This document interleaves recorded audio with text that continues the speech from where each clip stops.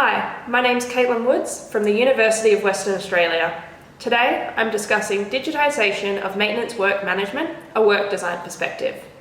Maintenance is a multi-million-dollar operation in mining, manufacturing and service industries. Most tasks completed by maintenance technicians, such as equipment repairs, require technicians to work according to a maintenance procedure. Traditionally, maintenance procedures are paper-based, and this is still the case in many organisations. There is currently much interest in digital solutions to replace paper-based procedures. This transition from paper-based to digital procedures represents a significant change in a maintenance technician's work. Therefore, it's important to consider the effects that our design choices for this technology can have on the quality of work. The paper that I'm presenting today is a follow-on from a previous publication where we explored the relevance of job characteristics when designing tools for industrial maintenance procedures.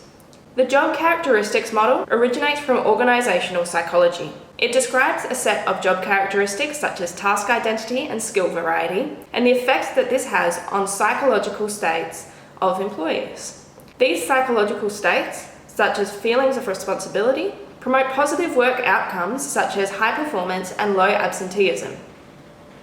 In this paper, we present learnings from part 1 of a 3-phase industry study. We've been lucky enough to work with a manufacturing service company and their maintenance team. This company is rolling out a tablet-based solution for their maintenance team. This study involves a set of focus groups before and after the rollout of the technology, as well as a short observation of the technology in use. In part 1, the focus groups I'm reporting on today, we had 10 participants split across 2 1.5-hour focus groups.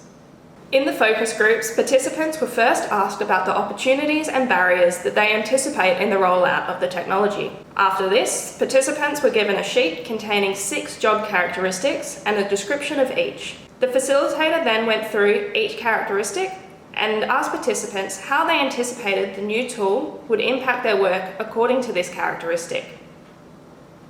We learned 3 core lessons from these focus groups. We've used these lessons to redesign part 3 of this study. The first lesson was that some of the characteristics were abstract and difficult for participants to link directly to the technology. For example, autonomy sparked a lively discussion, but when discussing community, participants said, "I don't see what digital work instructions have to do with that. That comes from interaction with people." To resolve this in the future, focus group facilitators should prepare examples of how technologies can influence each job characteristic to make the job characteristics clearer to participants. Furthermore, some characteristics such as community and feedback became mixed up, and discussions that were meant for one characteristic came up in another. To resolve this, we could use a whiteboard to record discussions against a particular job characteristic. If the discussion is in the wrong place, the facilitator will have the opportunity to explain why. The second lesson is that we should not limit the discussion to current state of the technology. Reasonably, the organisation is taking small steps to transform paper-based procedures into a tablet-based format. However, when the topic of augmented reality emerged, a lively discussion occurred. One participant said that AR would help, but if you're here with goggles on all day, not interacting with anyone, it would definitely get monotonous very quick.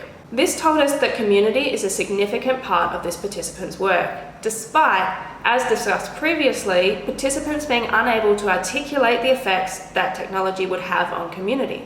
To resolve this, we could give participants some examples of hypothetical futures based on current research, so that these futures are upfront in the discussion. The third lesson is the effect that current organisational practices and past experiences had on the discussion. For example, since the participant's performance is often evaluated by the time taken to complete a job, participants were really excited about the tool's ability to time their work automatically. From a design perspective, we know that there's a fine line between something that's good for appraisals and something that can be used for punitive management, limiting the trust of the technology. Finally, we found that the discussion was inhibited by what participants believed would be delivered. This is not uncommon, as a McKinsey study estimated that over 70% of maintenance improvement projects fail. In future studies, it's important that the facilitator highlights potential limitations of the technology straight up, so that there's not too much time spent discussing these limitations. Thank you for listening.